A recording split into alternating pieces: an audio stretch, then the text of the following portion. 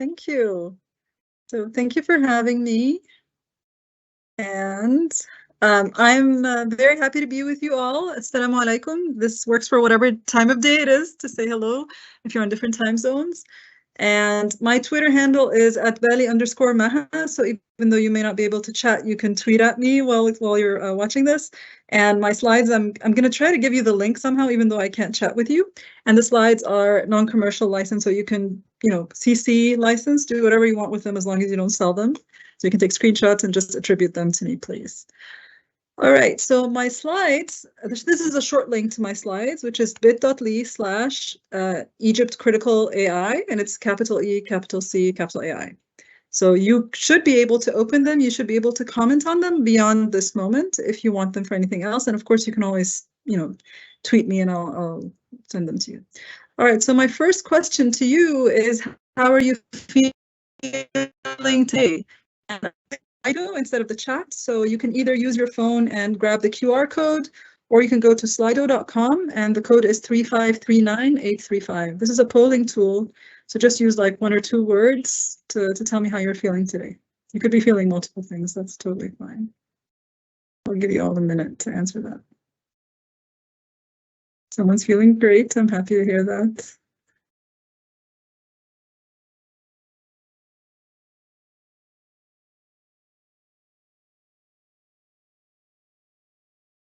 Joyful, nervous, hopeful, good. Inspired and excited. Tired. Tired is the biggest. Yeah, that's normal. And good is getting bigger. Busy. Excellent. Thank you for asking. Positive, anxious, happy to be here. Motivated, productive, taken over by AI. Sleepy, distracted, fantastic. Delightful, super, fabulous, grateful and thankful. Excited by your talk. Thank you. All right. Overwhelmed, top of the world, under the weather, but happy to join. Glad you could be here. Relaxed, weary, intrigued, stressed, bit of cold. Yeah, my daughter's next to me reading out with me as she has her lunch.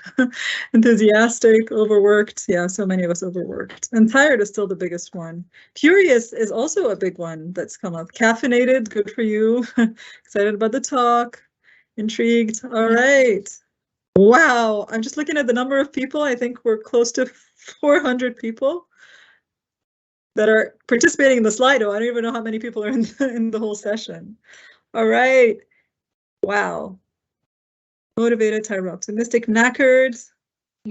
All right. Energized, hungry, sore. Yeah. There's worried, expectant. All right. Full of cake. That's a funny one. All right, I'm gonna move on to the next question. I hope you all participate in the next question as well.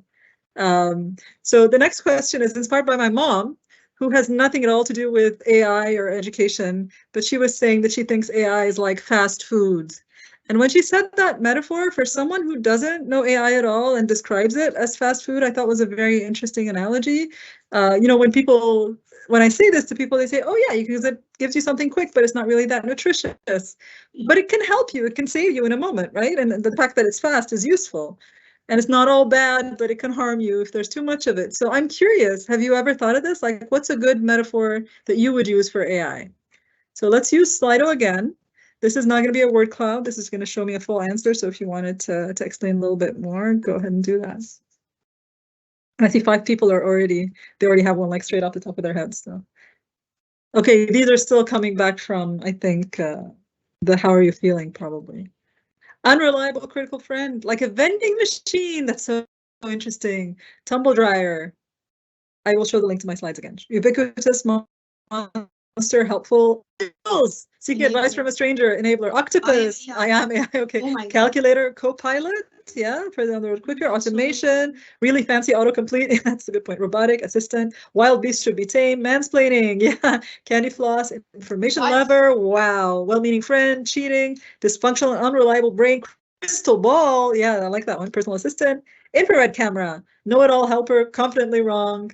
Electrified brain, life-changing bridge, dangerous shortcut, creative companion. I'm so energized by your answers. Virtual helping hand. Someone said, let me check. One of my students did that. He's checked with ChatGPT. Good, invasive, servant, helpful when you're lazy. Wild beast should be tamed again. Dragon should maybe tame though.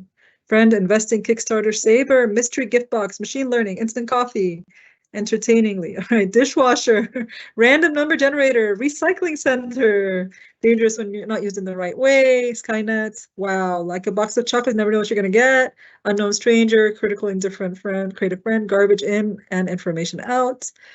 All right, wish they knew, collage assistant, know-it-all, wow, robot, future, Big Brother, Boris Johnson, like unreleasable. So someone was asking, what's the link to my slides? The short link to my slides is bit.ly/ capital E Egypt, capital C Terminator. critical. What's this? What's the next word, Phil? And then AI. I'll show it again in a minute. Like an ADM, like useful filter, automatic A in a course, Pandora's box, idea generator, Trojan horse. That's a really good one. Confused calculator, Assad, artificial sweetener. I like that a lot. Big Brother, alien, vending machine, science fiction movie, shortcut, parasitic. All right, I'm gonna go back just because the person who asked for the slides, I want to give them the slides one more time. So it's Egypt critical AI, okay? That's the short link. Capital E for Egypt, capital C, and then AI. All right, I'm gonna move on from the metaphors. Thank you so much for sending those. And so how do you feel about the latest advances in AI? I'm gonna skip this one because I feel like your metaphors already gave me an idea. Some of you find it helpful and some of you find it harmful. And I want to start by recognizing inequity in AI globally because I can't talk about AI in Egypt without doing that. But first of all, this reminder from Brenna Clark-Gray that the AI that we've had for a while, not just ChatGPT, but before then, has been racist, ableist, sexist. It's riddled with assumptions, and that includes things like ChatGPT and what ChatGPT is built on, right? And some of the inequalities we know, first of all, the biased data sets, mostly white Western English content, even when they try to add more to it, is definitely still biased towards that. So it knows less about other parts of the world. It does not do as well in languages like Arabic. It does okay, but it's not as good as English. And it doesn't know as much about my part of the world. So it makes up things about my part of the world a little bit more than other parts. It actually is inaccessible in Egypt. If you give it an Egyptian phone number, it won't allow you to access ChatGPT. It's not available in Egypt. It's not available in Saudi Arabia. I have no idea why certain countries don't have access to it, but you have to use like VPN and all kinds of things to get it here. And it can reproduce some oppression. Historically, AI has done that, like facial recognition discriminates against darker faces. The criminal justice system reproduces inequality against Black people in the US. Search engines, we know, as well do that. And they're extractive, right? They learn from users, they take data without permission, they reuse it without attribution. I mean, that's basically what ChatGPT is, right? And so the other thing that we need to keep in mind as teachers is we trained our learners to write like robots. And so now, shockingly, the robots are good at writing like robots. So a lot of times we say the way ChatGPT writes, the generic, not so bad, but not really very good text is like the way students write, because we've been encouraging students to write that way and asking them to do things that mean nothing. If I'm going to address critical AI literacy, I think one of the most important things is to address how the company OpenAI created ChatGPT. And I think it's important to think of it as a wolf in sheep's clothing, because it appears like a very critical, like a very ethical AI, because it won't answer certain questions that it thinks are against moral or against its ethics or something.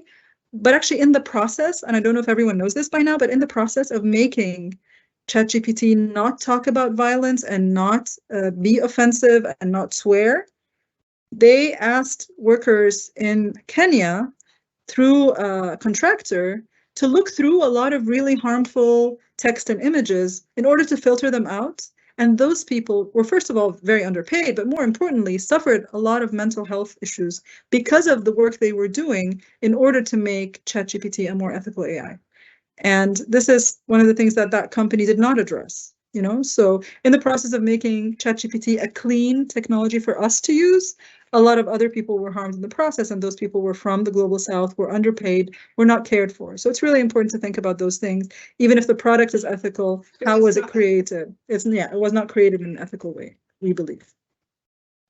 The other thing is, we know, I think at this point, and at my institution especially, we know that students were already using AI in different ways. They were using Quillbot, they were using other things. There are other tools that we're accepting, and ChatGPT is the new one that we don't know how many students have access to, but some of them do. And instead of saying, okay, we're gonna prevent you from using it altogether, or we're gonna punish you when you use it, I'm suggesting that we encourage a culture of transparency. So there's transparent assessment. So whatever references we use, we usually reference them. You know, you get help by looking up something, include that. But I'm also telling my students, if you're going to use AI, just be transparent about how you used it. When did you use it? Where did you use it? Tell me the process, because I want to learn how are students asking for help from AI, right? So I discover, for example, they do a combination of Google plus finding things on Google plus doing things with ChatGPT and then using Quillbot to paraphrase it. And I'm getting to see how each one is doing that combination, and different students will do it in different ways. And I think as they become more transparent about this, first of all, if we have a culture of trust where they will tell us, then they won't be afraid to do it. And then we'll also help them become more critical about, do you think it was actually good to use it in that context because it actually can produce incorrect information in this, or maybe it was helpful for you this way because it saved you time. And I think we're learning. We were just talking just before we went live that we're all learning. Nobody's an expert here. So for me, I want to learn from my students and I want to allow them to make the mistakes and discover, even if other professors want them to not use it at all. I want to learn. Elaine Ethan recently wrote about the post-plagiarism era, and she's saying that trying to determine where human ends and where the artificial intelligence begins is, I don't know if it's pointless and futile now, but in the future, she suggests that it will be, and that historical definitions of what plagiarism is will not just be rewritten, they will be transcended, and then policy definitions have to adapt for these kinds of things. So these are some of the things that she talks about, and I don't actually agree with all of what she's saying. She talks about human creativity being enhanced, and I can see that possibly happening, but I can also see that it can be threatened a little bit if you forget that the AI is not going to generate something new for you. So you need to remember that we still need to think beyond that. She talks about language barriers disappearing, and I don't think translation technologies understand nuance and cultural context. So I think we need to keep questioning all of these things. But I think it's good to ask ourselves, really, is this all really necessarily going to happen? In my teaching about AI, I've had students play the game Quick Draw to learn just sort of how does AI understand pattern recognition. There are also two really interesting games that they can play, Real or Fake Text, which is roft.io, or Real or Fake Photos, which is Which Face is Real. And those things just get students to see how AI works, how it compares to humans, how it interacts with humans and learns from humans, right? Learns from data. Because they're always wondering how it works and how it learns. And this helps.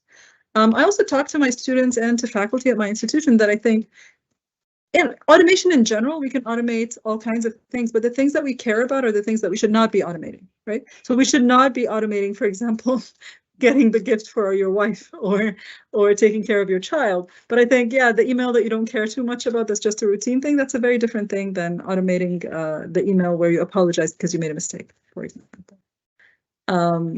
But the key thing here is to keep our end game in mind and focus on intentional adaptation to what's happening. And some of the things that I think institutions should be doing is support teachers with community conversations. We have had 9 or 10 workshops about AI since the beginning of the academic year, where everybody talks, right? Not us talking at them as educational developers. And the thing is, focusing on supporting learners' critical AI literacy rather than focus on catching and punishing them. So helping them figure out what can the AI do for you, what are the limitations, what would happen if you started with it, what would happen if you used it later, addressing inequalities in AI related to how different students have different access to different types of AI in the first place, different digital literacies. And again, never automating what we actually care about is to me the most important thing. Another thing that I saw Donna Lanclo and Laurie Phipps talk about is having students write an acknowledgement statement of the human sacrifice that those Kenyan workers did in order to give us ChatGPT, so that at least students keep remembering that this was not, an easy thing to do. The other thing that I'm planning to use in my class, but I haven't done yet, I don't know if you guys have seen this article, just came out yesterday or the Monday, 2 days ago. It's Aras Bozkurt from Turkey. He catalyzed this whole 35 group of people writing speculative fiction about AI, positive and negative narratives. So look this up. It's Speculative Futures on ChatGPT, and it's in the Asian Journal of Distance Education. And I'm planning to have students read a couple and then write their own about their own field and possibly use AI to do that. Think about what could happen in the future. And so the thing for me is building trust with students rather than suspicion. Encourage students to support each other and help each other learn how to use this, and involve them in conversations around how institutional policies will go. Don't just sit as educators or as policymakers or admins to decide the policy, but empower students to make their own judgments and participate in that. And also in my institution, we collected what different faculty members are doing in a newsletter, and I think we can all learn from each other in that. And if you haven't seen this 101 Creative Uses of AI in Education, look that one up. You can contribute to it as well. So I'm curious, what is a key takeaway for you? I know I spoke really fast because I wanted to stick to time, and I think I'm just in time, right? We have reached time, but we've kind of run into the question time a bit. So if people could kind of so if wanted to ask a question, sure. So if they want to ask a question rather than give me a takeaway, I think they could do either. If we go with the takeaway thing, because I think we've now got about 30 seconds before we're jumping on to the next presentation. But what I will say is I had a couple of questions, Maha, and you actually answered them before I got the chance to jump in. So it was a really fascinating talk. So thank you. And I love the fact that you're having so many sessions speaking with your students about this. I think that's brilliant. It's really fantastic. And I think that's kind of a leaf that we can all take out of your book there. So yeah, I think that's brilliant. I think I'm probably going to put a question in the chat in a moment or in the Q&A, Maha. So if you could kind of answer that one for us, that would be really helpful. And if anyone else does have any questions for Maha, please use the Q&A and we'll publish those. Apologies if some of them haven't gone in yet. We do have a lot of questions coming in and we are doing our best to get through them. So yeah, please bear with us. But thank you again, Maha. Thank you for joining us. It's been a great talk again. Thank you. Thank you.